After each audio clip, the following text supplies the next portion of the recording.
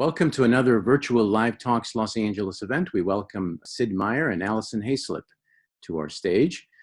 You can visit our YouTube channel for over 300 conversations such as this. Alison and Sid discuss Sid's book, Sid Meier's Memoir, A Life in Computer Games.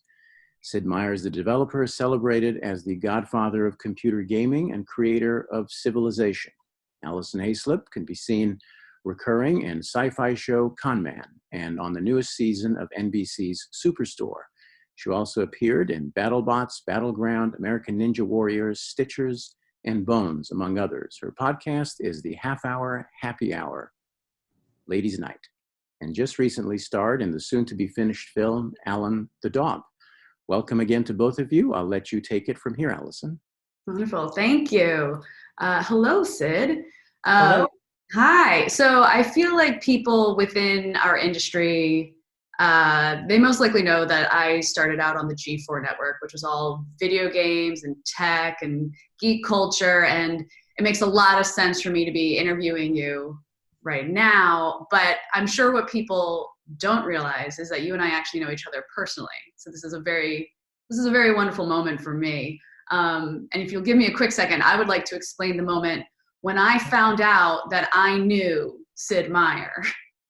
So I started out on G4 in 2007, and the holiday season that year, my whole family's down at my Aunt Karen's in Maryland. We're all celebrating, and I'm trying to explain to my family what this G4 network is and how I'm working now in a lot of video games and tech and all that. And my Aunt Karen goes, "Oh, you know, my girlfriend Susan from high school, her husband Sid does something in video games." And I'm like, "Oh, really? What's that?" Thinking nothing of it. And she goes, "He made some game called like Civics or Civility." And I'm like, "Civilization?" And she's like, "Oh yeah, that's it." And I'm like, "Aunt Karen, do you mean to tell me that your friends Sid and Susan, who I have met intermittently over the last decade of my life at my cousin's birthday parties and at barbecues and stuff like that, do you mean to tell me that they are Sid and Susan Meier?" And she's like, "Yeah, that's exactly it."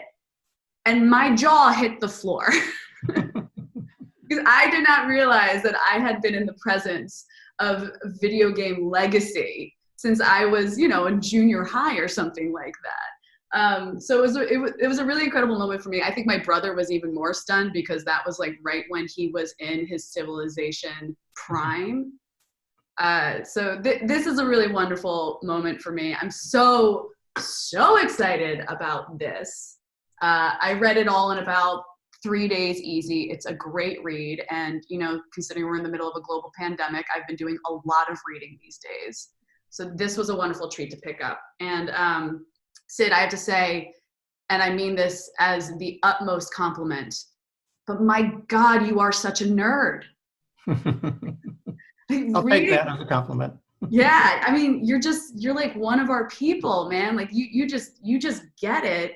And the way this book is written, it just like taps into anyone who loves anything even remotely nerdy. It doesn't even have to be specifically video games, but you just see a kindred spirit in you in this book, and it's so wonderful. So I'd like to start at the beginning, meaning at your beginning. Everyone, I'm sure everyone's like, when did you start making games? But I love that in your book that you say the question shouldn't be when did you start? It should be why didn't you stop?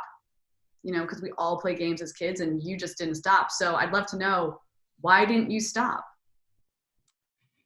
Well, when I was a kid, I played games like most kids, I guess, Monopoly and things like that. When I went to college, I studied computers. It was the very, very early days of computers. And, computers were huge boxes in an air-conditioned room, and you had to bring your deck of punch cards. But I guess I saw the potential there, and I thought computers were going to be really cool. And it was really an opportunity to combine two things that I enjoyed, gaming and computers. And when the personal computer came out, in my case, it was an Atari 800, I said, hey, I'm going to make some, I know how to program, I know what games are about, I'm going to make some games and see what happens. It was just kind of I was there, I was really fortunate to be there at the very formative early stages of the industry and have the kind of interests, I think, that led me into becoming part of it. And I've had the good fortune since then to work with some partners that have allowed me to be creative and, kind of handle the business side of things, or, kind of allow me to be a game designer, which is what I really enjoy doing. And I just, as you say, I just never stopped. No. So what was it like being a developer in an industry that, I mean, it basically didn't exist when you started? Was it just the wild, wild west? It was very Wild Westy. I would say we had none of the conventions or genres or understandings that we have today. It was just sit down in front of your computer, start typing away. I made my own art. I made my own sound effects. Kind of did it all because that's all the technology we had. We had 24K of memory to work with, which I could tell you horror stories, but it was a great learning experience, learning to focus on what's essential about gaming and not being distracted by all the potential of art, sound, getting into cinematics, all the wonderful things that we have today. All we had then was a couple of colors, a couple of sounds, and our imagination, and that's how we built the industry. Yeah, it was really fascinating. I mean, I just learned so much just from a tech standpoint reading your book. The whole description you have about how you could use fonts and change them to make them graphics just by having like what would be a letter, make it a color or something like that, and using that to bypass memory caps and things like that. I was like, my God, how clever did you have to be? I mean, it feels like if you and your counterparts weren't as clever as you were, we wouldn't have the gaming industry that we have these days, because you had to like trick the computer into letting you make a game. There was very much a little bit of a hacker mentality, like finding the tricks, finding, the little secrets inside the computer that you could take advantage of to make a game. There was something in the Atari computer that allowed me to take this horizon line and move it around. And I said, oh, that would make an airplane game. So a lot of our early games were kind of based on hardware tricks or software tricks that we had discovered. I figured out how to scroll a map around the screen, and that turned into Pirates. It's kind of like you have a technology and then you figure out what is it good for? What kind of a game could you make out of this? So a lot of our early games were based on a new programming trick or a new piece of technology. At one point I kind of figured out how to put 3D objects up on the screen, and that became F-15, our flying game. So we were working very hard against the restrictions, against the limitations.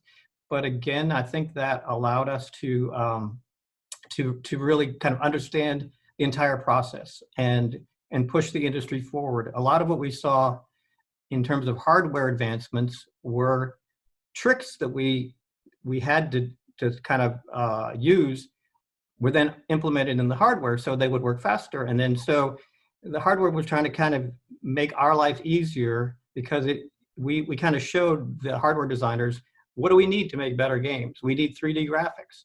We need more. We need CD-ROMs. We need we don't need these little itty bitty 400 baud modems. We need the internet. So we're going to take credit for all those advancements in technology. You should. You absolutely should. What did it feel like when you realized that you could make games for a living? Like, do you have a specific moment that you remember that was like, oh my gosh, I'm doing this thing that was just a hobby and I'm actually getting paid for it?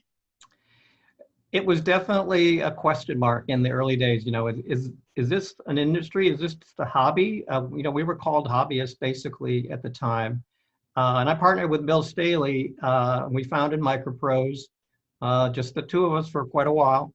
And I would duplicate the discs on these 5 1/4 inch floppies and print off a 2-page manual on my dot matrix printer. And he would drive up and down I-90, stopping at every little mom and pop computer store and try to sell them some Floyd of the Jungles or Spitfire Ace or whatever we had for sale. And I remember one day he called me and he said, I've talked to this little store, and they've decided to take 100 Floyd of the Jungles. And, I think we're going. I think we've got it made. We're on the way. And at that, it's kind of the moment I said, okay, we're going to do this. Let's enjoy this ride. Yeah. Did you buy yourself something nice that day that you sold 100 games? I might have gotten a better dot matrix printer at that point. Maybe a hard drive. I don't know. But yes, Oh, yeah. I probably did. Yeah. And meanwhile, Bill buys a plane. Yeah, that story is told in detail in the book. That's definitely one of my favorite stories in this book. Since you brought Bill up, Bill Staley and Bruce Shelley, they seem to be the most prominent characters in this book besides yourself, obviously. Can you talk a bit about their influence and how their friendship helped make this career that you have? Sure. Bill Staley and I founded MicroProse back in the early '80s.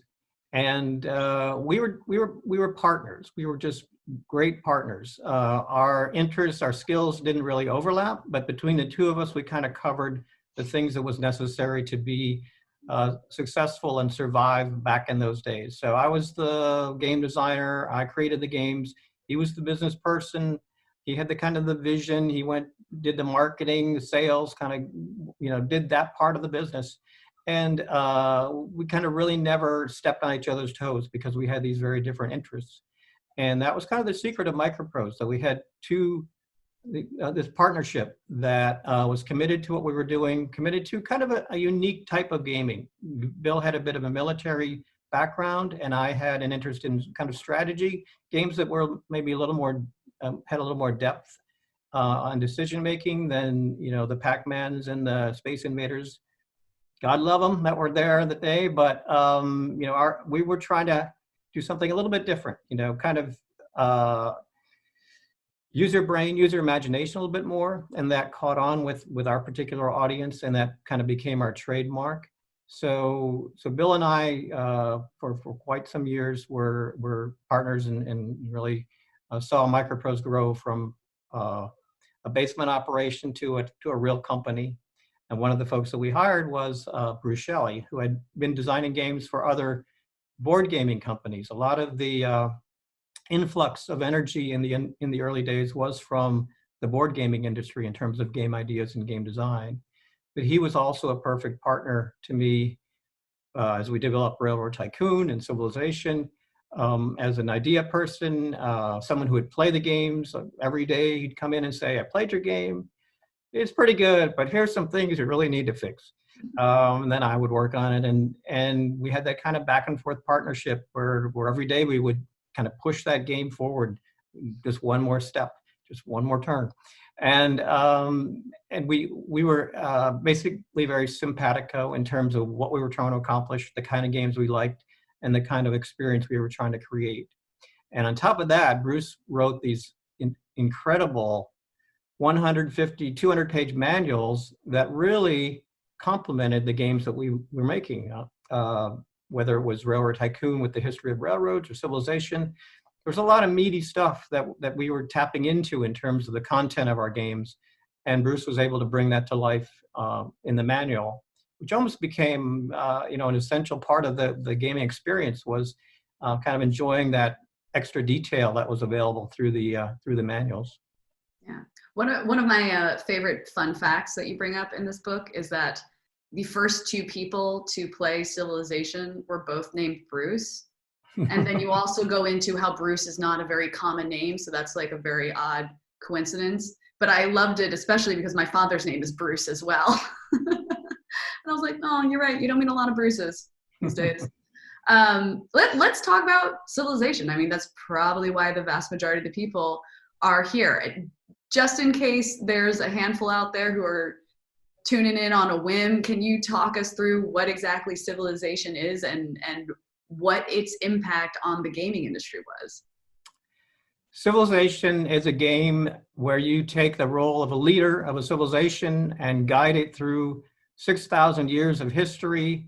You explore, the world, you build cities, you build military units, you meet other great leaders, Napoleon, Gandhi, Julius Caesar, all the great figures of history interact with you. And you have, it's a turn-based game, which means you have as much time as you need to kind of make your decisions, which allows us to get kind of deep into some of the economic issues, the political issues, military. There's a lot of cool parts that kind of fit together. Every game is different. You kind of create your own story, which is the essence of the game, is kind of look back at the end and say, you know, from that one tiny little city in the beginning, I now have created this fantastic civilization.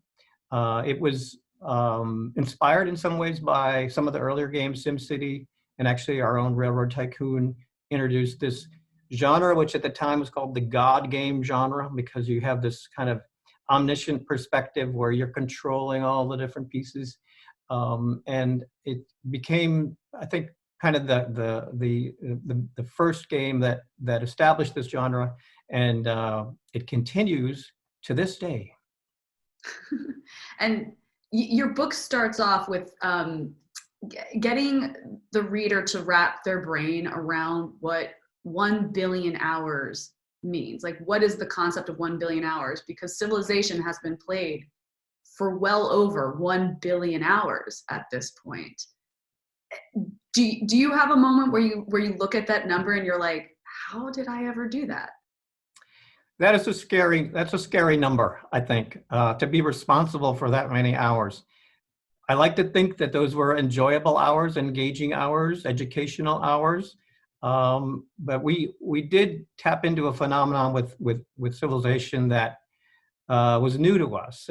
We call it the one more turn phenomenon, but it's this idea that it's very difficult to stop playing this game because there's always a goal that you're striving for. But before you achieve that goal, you start another goal. There's a new continent to explore. There's a new technology that you're about to discover that will open up these new doors. There's a new leader that you're interacting with. So it leads to this situation where you're kind of never at a point where you've achieved all your goals. You've always got one or two things that you're striving for.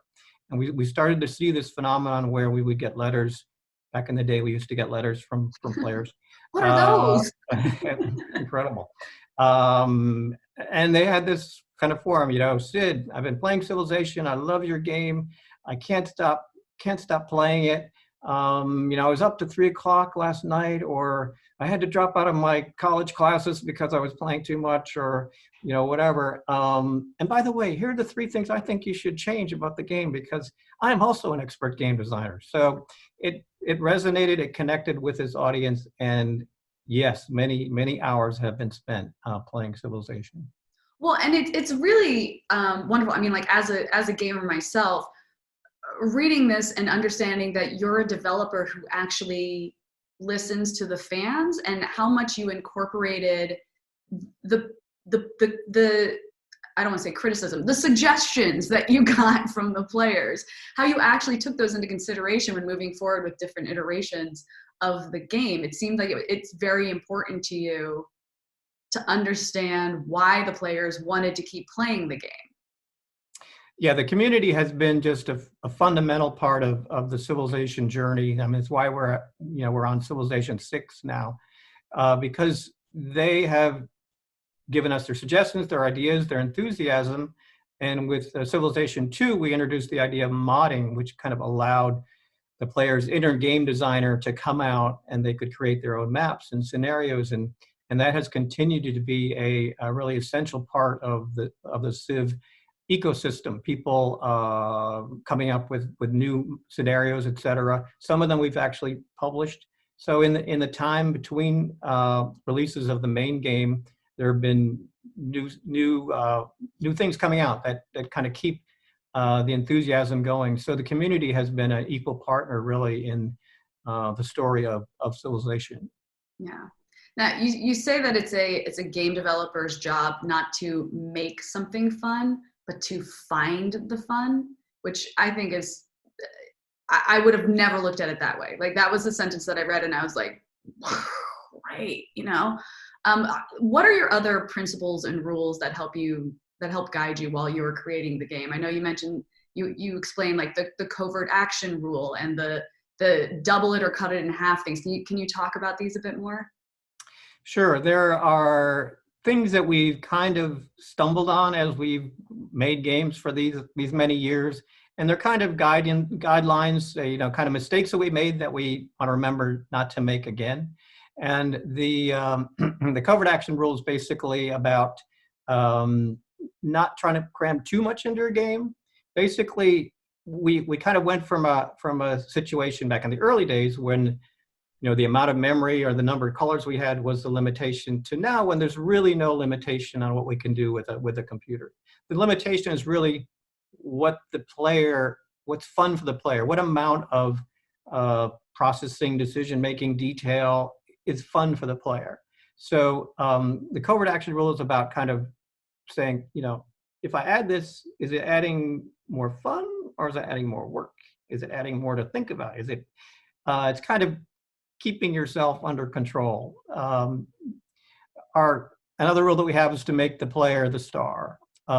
It's tempting as a designer to try to impress the player with, how smart I am, and I can quote all these facts and figures to you. But it's really the player that needs to feel the ownership and be the star, be the center of the game. It's really something we have that's pretty unique to our form of entertainment. If you're watching a movie, you're watching somebody else's story. If you're listening to music, you're listening to somebody else's music. But if you're playing a game, you are creating your own story. So we really want to focus and play up that aspect of what we're doing. So a lot of times we'll ask ourselves, who's having the fun here? Is the designer having the fun? No, it's got to be the player that's having the fun, the player that is the star. So those are some of our rules. In terms of finding the fun, you can't force the fun. A lot of, it's tempting for a designer, for somebody, somebody's played your game, they come to you and say, how did you like the game? What did you think of it? Well, it wasn't, I don't know, it wasn't all that much fun. And then you say, no, you were having fun. It's very fun. You were feedback is reality. That's kind of our mantra.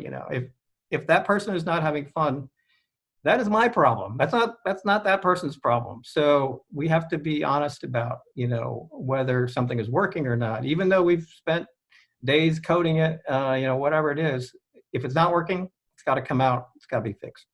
Yeah, it's interesting. When I get asked why I like playing video games so much, I always say it's because it is a proactive form of entertainment.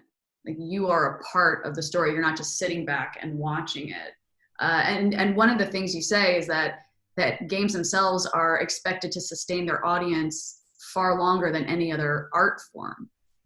So how does that affect how you develop a game? I mean, you clearly succeeded considering you have over 1 billion hours on Civilization logged.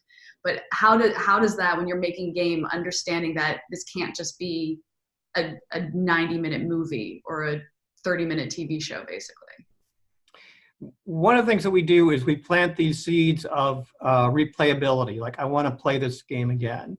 And there's a concept that we use called interesting decisions. Like, if you get to a certain point in the game and you're asked to make a decision, that decision has to be interesting in that you choose, well, I'm gonna try this, but the next time this other option also looks interesting. So you want to provide the player with these decisions that are both intriguing.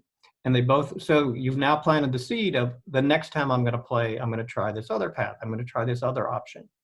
There are techniques like random maps, really assuring that every time you play, the game is different. So you're just looking, kind of intrigued by what is the path this game is going to take this time, and what's the ending going to be. So yes, games are designed to be played multiple times, and that's why they're a great value. Yeah. So we'll talk a bit about the book specifically. The book is written in chronological order of your games coming out.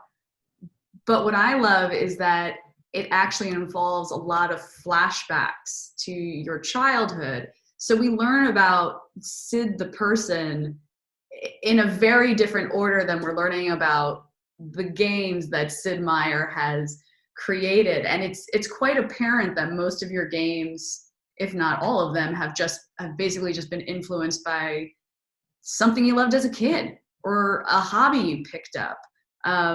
You know, you talk about like picking up golf at some point, and then you were like, well, now I have to make a golf game.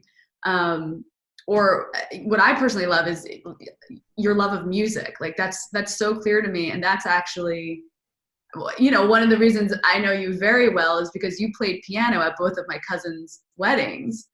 And at one of those weddings, my mother played the flute with you, and my brother and I sang along. So I sort of like to brag that I've been in a band with Sid Meier. But talk about how these other loves, these other passions that most people think have nothing really to do with video gaming. Can you talk about how those influenced some of the biggest games you made? Well, I've had the pretty incredible luxury of being able to choose the topics that I make games about. And when I'm, you know, when I try to think, you know, where do these ideas come from? They're all topics that I was excited about when I was a kid, whether it's pirates or airplanes or the Civil War or history. Actually, history. I was interested in history, but trying to combine that enthusiasm, that kind of discovery. You know, there's a when you're a kid, learning about something for the first time is this. You know, what's on the next page? It's this kind of feeling of the first time you explore a new topic. So trying to capture that together with, as an adult, I can bring decision-making, strategy, depth, those kind of things to a game. So it's really the combination of those two things. I think Pirates is a good example. Everybody loves pirates. Everybody thinks pirates are exciting. But what do you do with that? You know, I mean, how do you approach that? Do you approach it historically? Or is it Errol Flynn? Is it, you know, scurvy? And, you know, how do you take that very rich topic and pluck the fun elements out of it? And that's kind of an adult. I think that's what an adult can bring to it, is finding the things that all wrap together to make that fun experience. But I also brought that enthusiasm from my kid self of pirates are cool. This is going to be fun. So I think that's why, whether it's railroads or pirates or things like that, those are all topics that, even golf, were topics that I thought were cool, but wanted to kind of bring a gaming experience to those topics. Yeah, and I love that Sid Meier's Railroad Tycoon was something that you definitely just wanted to do. Like you refound your love for trains and everything, and then I believe that was the second game that the execs decided to make Sid Meier's game. And you say in the book, you're like, I think that was potentially their lack of confidence in the game, and they thought that your name would just help sell a few more copies if it was apparent, and that actually ended up becoming one of the biggest games. That's true. We had, up to that point, we had done a number of airplane games, a submarine game, some kind of military themed games, strategy games that were, you know, somewhat guided by Bill's experience. And then I kind of said, you know, I want to do a pirates game. I want to do a railroad game that really went in a different direction. And, you know, Bill and I had a conversation, and you know, it's kind of like, well, people love F-15. Why don't you do another one of those? No, I got this idea for a pirate game, a railroad game. I want to do that.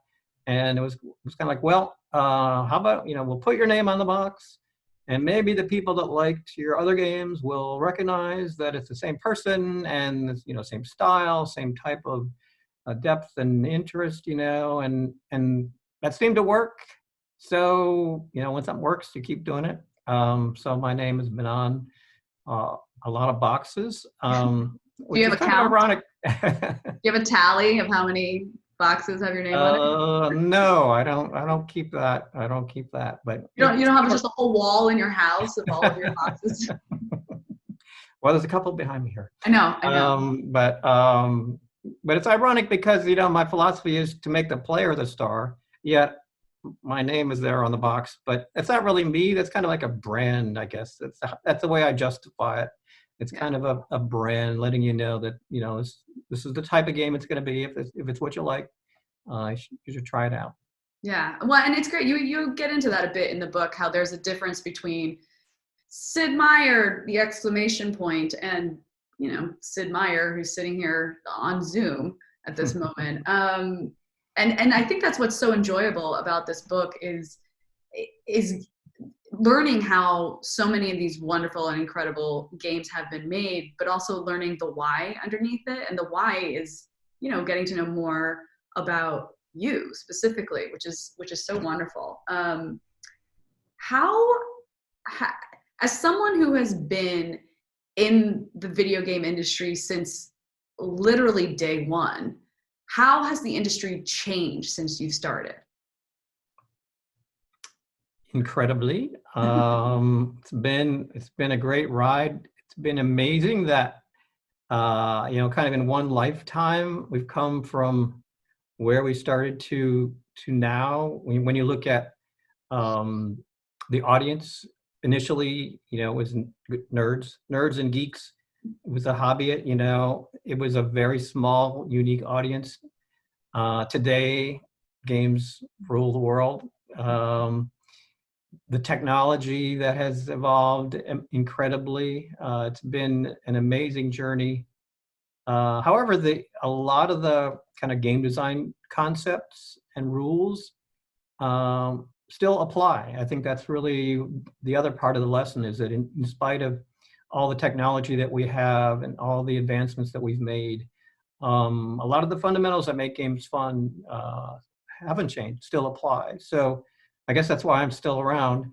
But it's been an amazing journey. So part of the reason I thought it was worth putting this into a book was that there's a generation that has always known games were here and has always had access to games, and games are just a part of the environment. And perhaps don't realize there was a time when there were no video games, and we had to invent this whole industry. And the fact that it happened in such a short period of time is amazing. But much of the early days was pre-internet, so it's not on Wiki. Somebody has to write this. So I figured it was worth writing my little portion of the history of the industry, because it is kind of our origin story. And a lot of times the behind the scenes of how games are made is not obvious, because when you play a game, a lot of times, if it's a good game, it's like, yeah, this is the way it should be. I'm sure this is what they had in mind from the beginning. No, we had a completely different idea when we started. Civilization was a real-time strategy game at the beginning. It became a turn-based game about halfway through. So the kind of twists and turns that happened during the process of designing, developing, and making a game are kind of, I think, part of the interesting backstory, that none of this was inevitable, that we went through a journey, a process to come up with these games. And that's the creative part. I think there's technology and there's creativity, and the combination of them is what makes this industry interesting. Right. I laugh when you're like, I had no idea that at some point video games would force you to walk around. And I'm like, is he talking about Pokemon Go? He's talking about Pokemon Go. Also, what is your issue with Minecraft? I actually love Minecraft. I'm just kidding, but it's funny that Minecraft is the one that you're like, just look at Minecraft. Nobody really cares about graphics these days. Oh, that's true. That's true. Yeah. So what inspires you when you're looking for new ideas for games? Because, we all know you're clearly not, you've written your memoir, but you're not going anywhere. You're clearly not done. So what inspires you these days to make more games? It's the game that I want to play that hasn't been made yet. Typically, I will have a game that, I'd like to play this game, and but nobody's written it yet. So I guess I'm going to have to write it. A lot of that was the inspiration for a lot of the games that we made, that they were fascinating topics. They deserved a game, and we needed to make that game. And our philosophy is really anything can be turned into a game. We back in the day, if you were driving a Prius, it would give you a tree every time you saved 30 gallons of gas or something. there was an era of gamification where everything was turned into a game. And it was kind of our theory was like, yeah, you can make a game out of just about anything, whether, whether it's railroads or history or pirates, airplane, basically kind of writing that the next game is really a game that I think ought to be written, but hasn't been written yet. Mm-hmm. And I'm very aware of how everything gets gamified these days. Like my Starbucks app will be like, hey, if you buy 2 teas this week, we'll give you extra stars. And I'm like, Starbucks, you are on. Like, and I'm so aware that it's working on me that way, but I'm like, I don't care. If you're giving me a chance to win something, I want to go win it. It's very we apologize I know. somewhat for some of those techniques. Yeah. So at your current company that you've been at, that you created and have been at for many years right now is Firaxis. How do you work with the younger game developers there? I mean, they must look up to you and be like, Sid can fix anything. So what is your advice to them when they get stuck in what you've dubbed the valley of despair? Well, we do try to kind of fall back on some of these rules or things that we've done in the past, whether it's the covert action rule or the player has to have the fun. But part of what's exciting about the industry is the young designers with new ideas. There's been this phenomenon with Civilization where every successive iteration has had a new designer essentially, because after I did the original Civ, I poured everything I knew about making that kind of game into Civ. I was exhausted. I went to do CPU Bach. So Brian Reynolds came in and said, I've got some new ideas for Civ, and that was Civ 2. And then similarly at Civ 3, 4. So young, new, fresh idea designers are really the lifeblood of the industry. All I can really do is say, we tried that back in Civ 3, and this is why you might want to think about trying something different. But I'm trying to encourage and turn them loose basically, as opposed to imposing some certain strict set of rules or guidelines to what they do. So it's a really fun collaborative process. Do you have any advice for future game designers out there? How they can break into the industry and what they can bring to the table? Yeah, we're really living in a golden age of game design. There's so many tools out there that do some of the hard parts that we had to kind of do ourselves back in the day. But whether if you're looking at the Unreal Engine or things like that, there are ways to kind of jumpstart the game design process and get right into the kind of the fun, the fundamentals, the uniqueness of the game that you're trying to make. I'd say make a game. If you want to become a game designer, make a game. The tools, the technologies are out there. Look at the YouTube videos, whatever you need to do. But kind of the barriers to making games have gradually disappeared. So if you want to become a game designer, make a game is step one. Now, submitting it to a game company, a lot of our designers have come through either the play testing route at our company or submitting a mod to an existing game. They're just ways of kind of demonstrating that you have that kind of spark, that intuition about what makes a good game. And that kind of starts you on the path. Yeah, my younger cousin is actually at UCLA now in a game designing major. And did you ever think that you would be able to go to college to study game design? That was pretty amazing when I first started. I was like, do we really need that many game designers?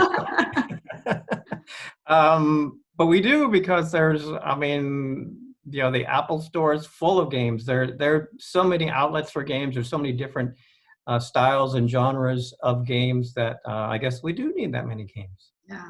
Well, even the term gamer has graduated from what it was maybe only 20 years ago, which was, the concept of it was just people playing on their console or on their PC and playing these very specific hardcore games. And now gamer with mobile gaming and all that, like everyone from, a 15-year-old high school boy to like a 65-year-old grandma is a gamer, depending on what kind of game they play. So yeah, I guess there is a massive market to just keep those games churning out. Yeah, gamer used to be a pejorative. You're wasting your time playing games. And we'd like to think that civilization had a little bit to do with kind of changing the perception, historical topics, the idea of learning. One of the secrets of civilization is that people enjoy learning. They enjoy feeling they're a little smarter at the end of the game than they were at the beginning of the game. And meeting leaders, developing technology, kind of using things you already know to succeed at the game is part of the kind of secret sauce of these games, that they let you use your own intelligence to win, to succeed, and then you kind of feel that you've learned something in that process. Yeah. So, being a gamer is no longer quite as frowned upon as perhaps it was, and possibly also because everybody's doing it. Yeah. I mean, I basically have my entire on-camera career to thank gaming. That's why G4 hired me, is because I was someone who played video games since I was 5 years old on my Atari 2600. And I actually cared about the subject and was very knowledgeable about it. And that's what gave me my career. And so I got to look at my parents and be like, see, all those times you told me to get off the Nintendo and go play in the backyard, that actually paid off. So can you guess what my favorite part of this book is? I would not. I'm sure they were all your favorite part. Oh yes, I'm sorry, Sid. It's all. I couldn't guess what your specific favorite part was. I will show you on page 1. The moment I saw that this book had achievements to unlock, I was like, oh my gosh. And I got so excited. It's such a clever little thing to add to a tangible paper, paper, you're holding this in your hand book, to have achievements that you can unlock as you are reading it. And yes, I am a completionist to my core, so I got them all. But it was such a clever way to add a gaming component to the book. Was that your idea? Did you have help with that? I have to give credit to my collaborator Jennifer Noonan for that idea. She's really clever, really smart, and I think really took my thoughts and put them in a very very fun form, and actually was able to add a lot of kind of the background information, the other things happening in the industry at the time that I was blissfully unaware of, to kind of make it more of a complete history of what was going on. So that was Jennifer's idea, and I think she had a lot of fun with that. Well, yeah, she crushed it, and they're very clever achievements too. I appreciated all of them. So you actually say in your in the Formula Racing 1 manual, which is that came out in 82 or something like that. Scary. You won 82? Yeah. You have a short little autobiography in there that says you wanted to write the ultimate strategy game. So what's it like knowing you achieved your #1 goal? It's wonderful. I've had the opportunity to have the world's best job since 1981, so I couldn't be more grateful. And that was a bit of a stretch back in the day. I guess I saw the potential of what we were doing, but I could not ask for a better experience, be so grateful for the opportunity to make these games, and for the community, which has really supported that, and given us the feedback, given us the encouragement and support to make these games. I can't imagine doing anything more fun. Yeah, and you say that if the only thing written on your gravestone at the end of the day is Sid Meier, creator of Civilization, you'd be okay with that. I am okay with that. I think every game you write, I make the analogy, it's kind of like your children. They're the smart one, there's the funny one, the athletic one, the shy one. Every game has its own personality, almost like kids do. But Civilization, for some reason, stands out as the one that resonated most.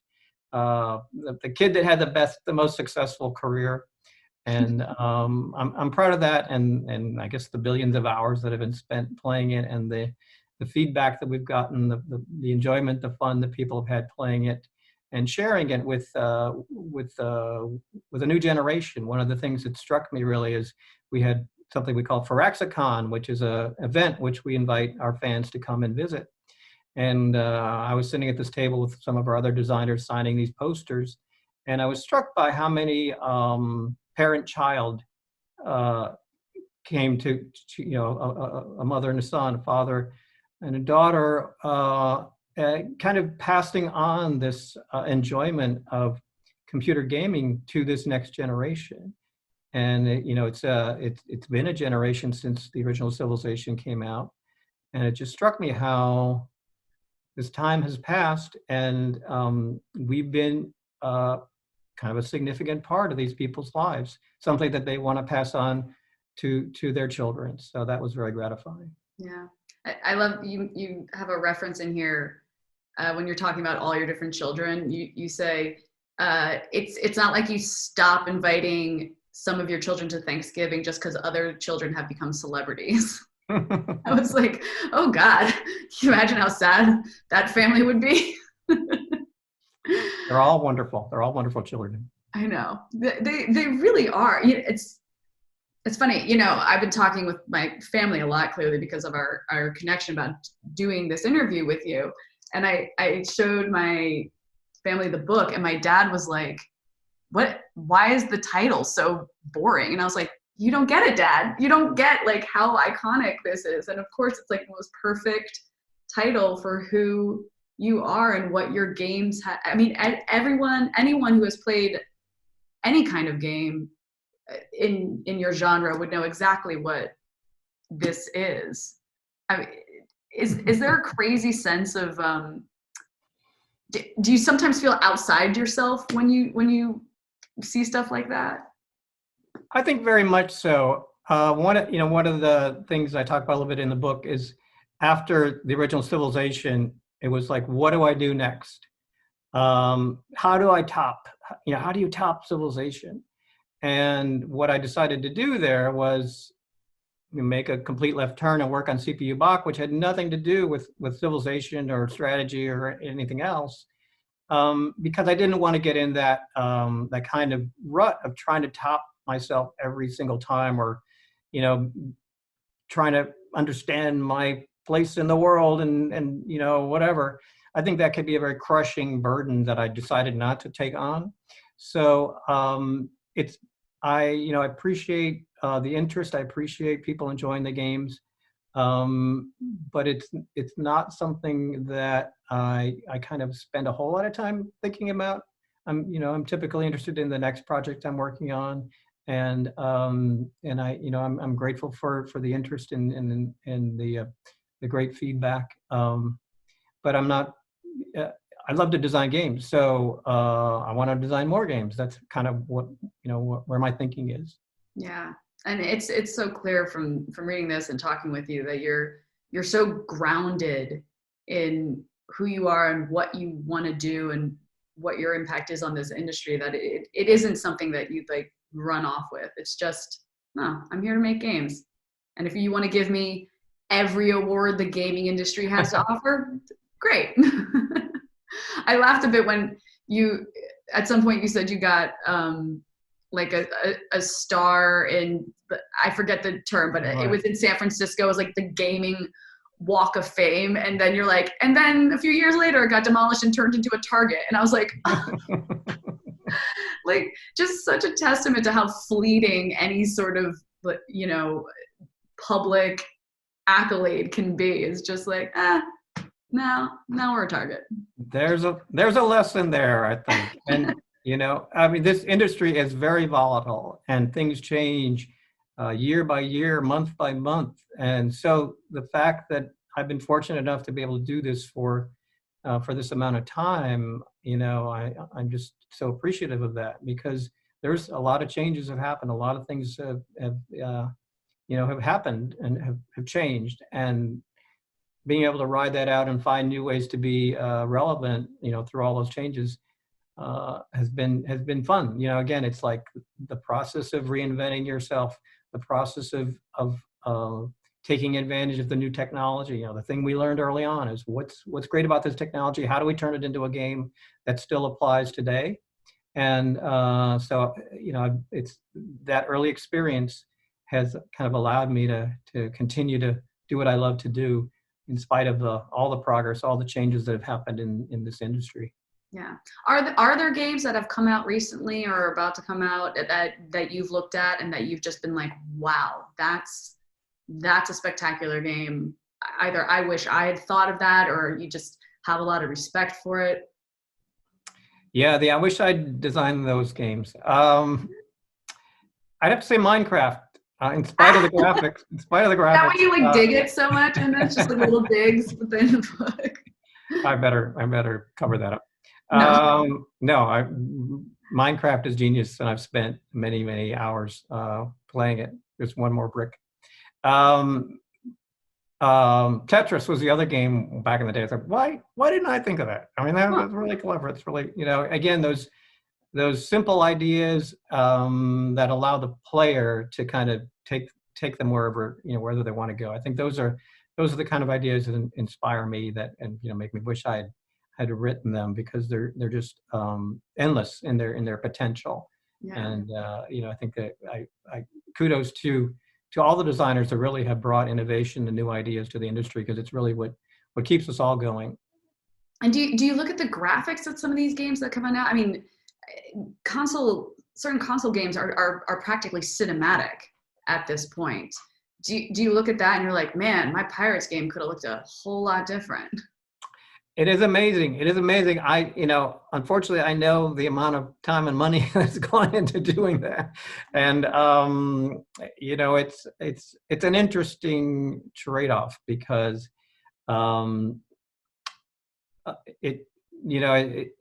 it's great to look at, and it adds totally to the enjoyment. And I think it's really one of the engines that's expanded the size of our audience. You know, a Civilization game is fun, but you've really got to believe that little square on the screen is, you know, a military unit, or this is a city over here. You've got to bring all of your imagination to that process. And that kind of limited the audience to a certain extent. You know, we were competing with movies. We were competing with other things that had much better graphics.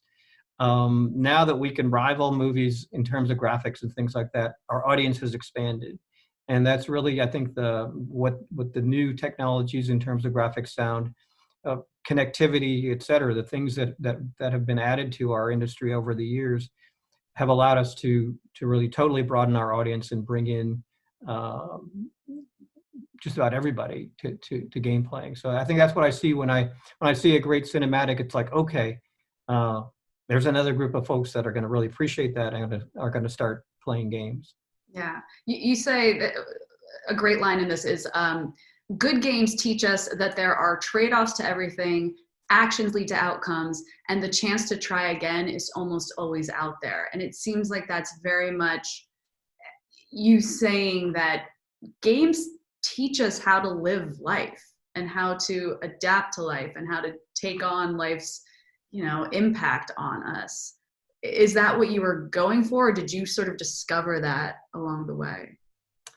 I think that process of decision making and thinking of trade-offs and analyzing, you know, projecting into the future, which is what games often ask you to do. Those are valuable skills in any context. So I think there's something positive about the gaming experience and what it exercises in your mind. I wouldn't recommend living your life by what games necessarily teach you, but I think they do exercise some very valuable neurons in your brain. Yeah, unfortunately, we don't all have a respawn button, do we? Yeah. So I have just one final question for you, Sid. Is it good to be king? It's great to be king. It's good to be king. You know, one of the joys of game design is to kind of imagine players' reactions when they see this thing you pop up on the screen. And with a game that, you know, felt it could be as heavy as Civilization, we felt, you know, let's put a few chuckles in there so people know that we know that they're having fun, and we intend for them to have fun, and they don't have to take this totally seriously. So we love the King Day. It was one of those things we said, it's like, let's have some fun together. Wonderful. Well, thank you for taking the time to talk to me, Sid. I think we have a few audience questions, I believe. Let's see. My pleasure. Yeah. If they can ask better questions than I can. No, yours were terrific. I have a few audience questions, and we'll go through them. One lady says, I'm sure it's in the book, and when I get it, I'll know, but I'm dying to know, what were you like as a child? What games did you play? I was pretty intense gamer. I would commandeer the living room floor to lay out all my blocks and pretend they were ships or all my toys. I would invent games with whatever was handy. I remember inventing a football game with graph paper and moving X's and O's around. So gaming was a part of my childhood, as well as reading. I have to say that I recommend reading as a thing to do. Just being able to, I remember we would go to the library every week and kind of come back with a pile of little books, and I just enjoyed reading, and that sparked probably my interest in airplanes and pirates and a lot of the topics that ended up in our games. Another question, the psychology of gamers and gaming in general, periodically we read about that being used in trying to solve social issues or economic models. Have you ever been consulted or asked to advise on creating a game scenario to help in predictive models of any kind? That is a line that we don't cross. I think, again, our philosophy is the fun comes first. One of the things we talk about is we do the research after the game is done. So if we think something is fun, we'll put it in the game, and then we'll go and figure out a rationale for why we did that. So we are not trying to make games as kind of accurate models of the world. We've already got a world. These are enhanced, fun versions of life and different things that probably players don't have a chance to do in real life, be a pirate or a king. So we're trying to create kind of a very fun experience that may or may not have specific applicability to this moment in time, but they demonstrate kind of general processes and currents and forces that work in the world. But I think we'd have to give away. We were actually contacted by the Air Force back in the day when we had a flight simulator to do one, and the trade-off is we have to make it more real, which would often make it less fun, and that's not a trade-off that we're willing to take on. A question about the creativity involved in game design, and this is again asking if your skills get tapped in for other industries. Do you ever get asked with the development of movies to help develop storylines either directly related to off of your games or just in general? That's kind of a different skill, I think. We're trying to develop the groundwork for many stories to evolve and not kind of one specific story. So we're looking at storytelling at kind of a different place. And there are a lot of people that are really good at doing that. So we have not been involved in that specifically, although there are kind of more and more story aspects in some of our games, but we still want the player to feel that they're directing the movie, not that it's been created by somebody else. A gentleman says, I'm fascinated by the Ethiopian Pack? Okay, one of our more recent releases. Yeah, and is very curious about the research that went into that, and he was fascinated that you would choose that to build a game around that country. Well, one of the consequences of the longevity of civilization is that we need to keep coming up with more and more content, more and more new things for players to do. And fortunately, history is very rich in leaders and civilizations. And we're certainly in an age where we're looking at issues of diversity and trying to really appreciate everything that's happened in history. So yes, we're looking for kind of new and unique civilizations to bring to our game, and very recently Ethiopia was one of them. Just a follow-up question to that. What kind of research went into that for you guys? So typically we're looking at, who's the most interesting and unique leader of that civilization? What are the main cities? What's special about them? So each civilization has some unique characteristic that makes them interesting to play. Whether it's a certain military unit or a certain ability that's economic or political.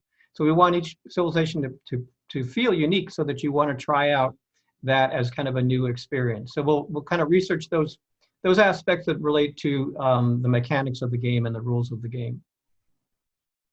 And our final question, a gentleman says he recalls reading an interview with you somewhere where you say that there's a philosophy in the terms of Civ where every new feature that you put in, something else has to come out. And he says, once a certain level of epicness or grandness is reached, you try not to go beyond that, which seems the antithesis of a lot of other things, which seems like they're all about going to an excess. Tell us about that. So what we've discovered is that computers these days can totally overwhelm you with information, and I think we know that from all different aspects of life. So we want the player to feel in control of their experience, feel that they're telling their own specific story.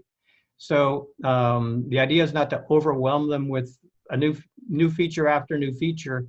It's to improve the features that we have, or if we do find a cool new feature, let's take something that's not working quite as well as we had hoped out, so that that player can still feel in control of what's happening, is understanding the situation and is making decisions they feel are informed and reflect their priorities, their goals, etc. So it's basically a question of not overwhelming the player with complexity that really doesn't add anything to the experience. So we kind of feel we've gotten to a good place, and if we do want to add something new, we're going to have to pull back on some other aspect to keep the player, really feeling in control and in that ownership of the experience. Thank you very much. And thank you, Alison, for helping us bring out some of Sid's story.